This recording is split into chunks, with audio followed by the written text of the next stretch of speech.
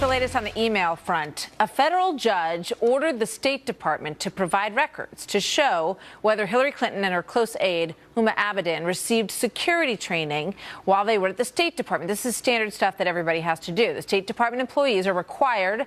Everybody has to undergo annual security and IT training to show that they are up to speed on all of the precautions that need to be taken. But there is no record of either doing that while they were at the State Department. At first, the State Department said that they never received any training. But later, Clinton was trained. It was said that Clinton was trained in person at an orientation, sort of a personal session, I guess. A federal judge now ordered the State Department to address these questions or to face depositions on this matter about their procedures, since they are obviously a publicly funded agency that taxpayer dollars go towards all of this training and all of the people who are employed there. So Bradley Moss has been looking into this. He's an attorney for the Daily Caller News Foundation. Bradley, thank you for being with us today. So explain to everybody at home why this is a big deal in your mind. Absolutely, Martha. Happy to do so. So all State Department employees, everyone who holds a clearance at the State Department, has to get this basic training so they understand all the details of what they're working with, especially when it comes to classified information. And of course, you know, we're 68 days now from the presidential election, and everyone knows about Hillary Clinton's email saga. Everyone knows what the director of the FBI said, namely that her and her senior staff were extremely careless in how they handled classified information while they were at the State Department, including the fact that Secretary Clinton didn't recognize classification portion markings. These are the basic kind of things that you would learn about in that security training. Now, we know that the State Department has said she got an in-person orientation. We have no idea what that meant. We have no idea who provided it, what it entailed. It may have been completely legitimate and substantive, but we don't know yet, and that's what the judge is asking the State Department to provide more details on. All right, so let's say she never did it, you know, that it's compliance and she never did that. What would be the ramifications for that?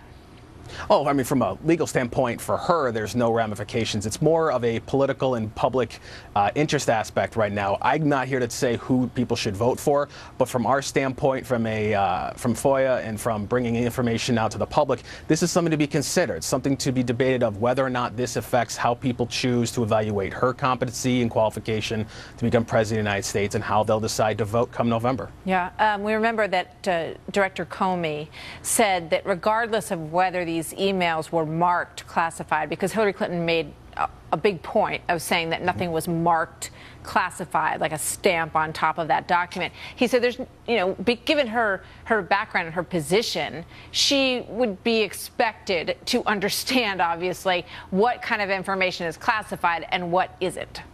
Yeah, and that's, again, this is the very basic kind of thing you would walk through in that security awareness training. It's a online agency portal normally is what most people have to do, so you recognize not only classification markings, but also the type of information you should understand is at least reasonably likely to be classified, and you should take precautions, whether it's you sending it or was most of the time with Secretary Clinton receiving it, that she should have recognized it as such. And that's what I believe Director Comey was referencing. That's something she should have known about. And depending on what this in-person orientation was like and how many times she got it, we don't know how well trained she was. So if indeed she never took it, is it fair to say that you believe that would be careless and that it would show that she felt she fit into a different category? She didn't have to do what everyone else did.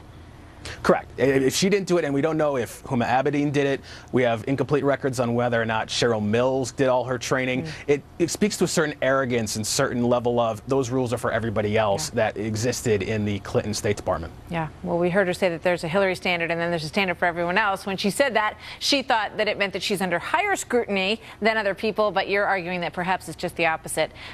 Interesting. Bradley, thank you very much. Good having you here. Happy to help. Thanks so much.